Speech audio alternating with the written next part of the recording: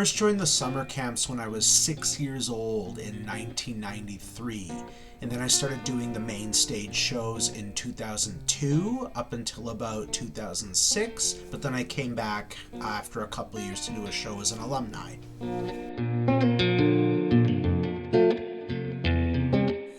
I'm weirdly busy right now. I'm just finishing up my Master's of Fine Arts in Theatre Practices at the U of A with a focus on Indigenous playwriting and Indigenous theatre creation methodologies. I also work as the Youth Education Outreach Coordinator at Workshop West Playwrights Theatre. We teach a student playwriting program.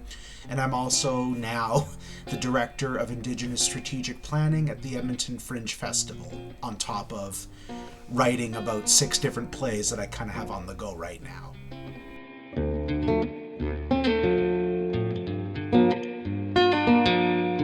I'd say the first big skill was perseverance.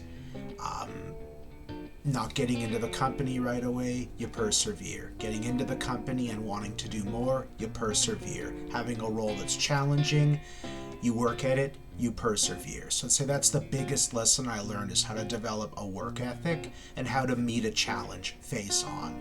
Another big skill I learned actually before I started doing the main stage shows, I started volunteering backstage, doing tech theater work with the crew of the Ardent Theater.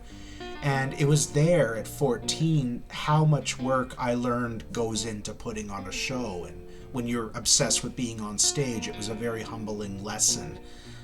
Learning how much work goes into building a set, hanging lights, focusing lights, all the prep work behind the scenes. And that amount of deep respect I have for everyone who's not on stage, I'd say has really, really balanced how I see the theater process.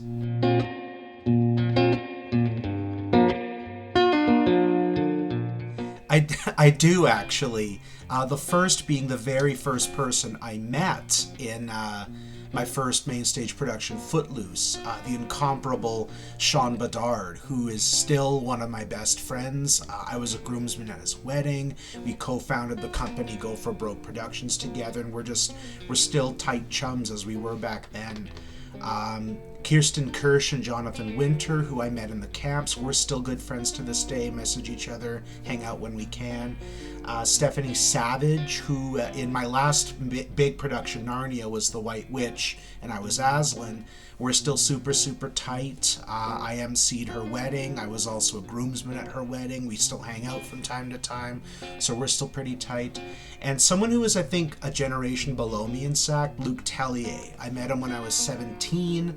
I think he was maybe, I don't remember, but, you know, it's that age where you're older than the younger castmates.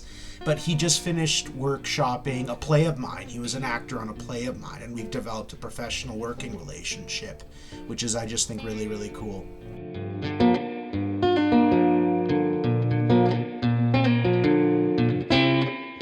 Yeah, so in Beauty and the Beast, I tell this story a lot, actually. So in Beauty and the Beast, I played Gaston, and my buddy Dave was playing the Beast. And so the ending of the second half, when the Beast and Gaston have this giant fight, we have this major choreographed knife fight. I guess it was a night fight with a knife. But I'm trying to stab him and he's trying to dodge. And I have this one thing where I'm supposed to do an overhead cut and he grabs my wrist and we do this little jostle. He does a circle and pins my wrist to the banister of the castle that I'm supposed to elbow him out and we continue the fight. So our second last show, we're doing that, and we keep the same momentum, same speed we practiced in rehearsal. Maybe we lost a little control that night, because what happened is when I did the overcut and he grabbed my wrist, we did a circle, slammed my wrist onto the banister, and it broke in half in front of a sold-out audience on our second last production.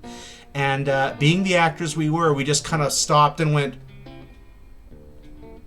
and then just kept going. And man, I remember Scott and the rest of the technicians were just killing themselves laughing after the show as they tried to fix this banister. We had one night left to go.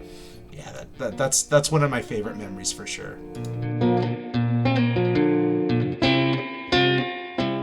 The first word for me is community. Art brings people together. It's storytelling. It's It's tribal, it's instinctual. There's something about gathering together in a space and sharing a moment together. That's what art does, and that art can just help us heal. It can help us feel catharsis. It can even help us laugh, and it can help us change societally. Art has, I think, 1,000 different values for us as humans.